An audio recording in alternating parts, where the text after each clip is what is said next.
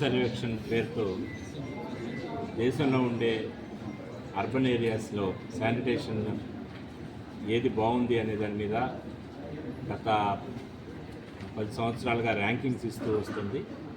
అందులో భాగంగా పోయిన సంవత్సరం నెల్లూరు దేశవ్యాప్తంగా 34వ స్థానంలో వచ్చింది. దాదాపు 8,500 12,500 గాను 8,500 స్కోర్ చేయడం జరిగింది. అయితే ఈ సంవత్సరం దేశం మొత్తం మీద టాప్ 10 నగరాల్లో నిలబడటానికి రాష్ట్రంలో టాప్ ప్లేస్ రావడం కోసం నెల్లూరుకి అవకాశాలు ఉన్నాయి. అందు గురించి ఈరోజు శానిటేషన్ రిలేటెడ్ ఫీల్డ్ ఇన్స్పెక్షన్ చేసి అధికారులందరికీ కొన్ని సూచనలు చేసి ఇప్పుడు ఫీల్డ్లో ఉండే దాదాపు 140 మంది శానిటరీ సెక్రటరీస్ అందరితో కూడా మాట్లాడి వాళ్ళకు కూడా దిశానిర్దేశం చేయడం జరిగింది. ప్రజలందరూ కూడా ఈ అవార్డు రావటం అనేది నెల్లూరు నగరానికే గర్వకారణం కాబట్టి ఇది మన ఊరికి వచ్చే అవార్డు, మన ఊరికి ఒక మంచి అవార్డు రావాలి, దేశవ్యాప్తంగా గుర్తింపు రావాలి అనేటట్లయితే చెత్తని బయట పడైపోవటము, అలాగే సింగిల్ యూజ్ ప్లాస్టిక్ని వాడకుండా ఉండటము, ఈ రెండు ప్రధానంగా ప్రజల వైపు నుంచి కూడా సహకారం ఉండేటట్లయితే ఈ నగరానికి మంచి ర్యాంక్ రావడానికి, అట్లాగే భారతదేశ స్థాయిలో గుర్తింపు రావడానికి అవకాశం ఉంటుంది. కాబట్టి ప్రజలు అధికారులు సమిష్టి కృషితోటి ఈ రకంగా ఈ సంవత్సరం అవార్డు సాధిస్తారని చెప్పి నమ్ముతున్నాను. Thank you sir. దాని ప్రకారము ఒకటి నాలాలు బాగాలేవు. నాలాలు బాగాలేకపోవడానికి మీరు ఎవరన్నా నాలాల్లో చెత్త వచ్చేది గమనించారా? గమనించిన వాళ్ళు ఎవరైనా ఉంటే ఒకసారి చేయాలి. చూడలేదు ఎక్కడ?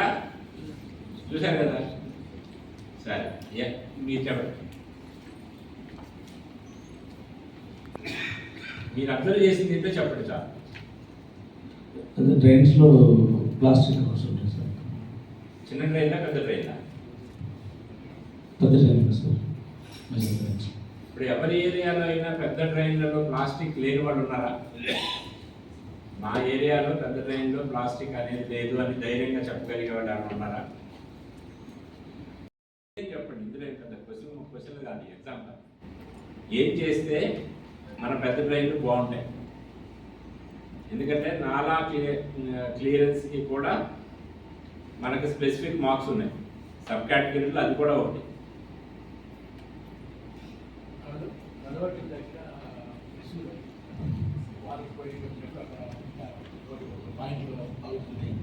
అది దాన్ని మనము ఉదయం సాయంత్రం రిమూవ్ చేస్తూ కొంతవరకు వచ్చేది సార్.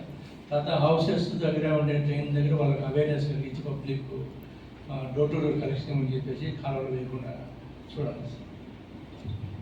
ఎవరైనా సరే మీ 150 మందిలో నా ఏరియాలో షాపుల్లో సింగిల్ యూజ్ ప్లాస్టిక్ కవర్లు మిగతా పక్కన పెట్టండి, కవర్లు అమ్మటం లేదు అని ధైర్యంగా చెప్పగలరా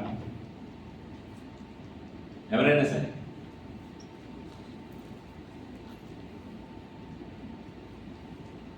అవమానం కదా మనకి.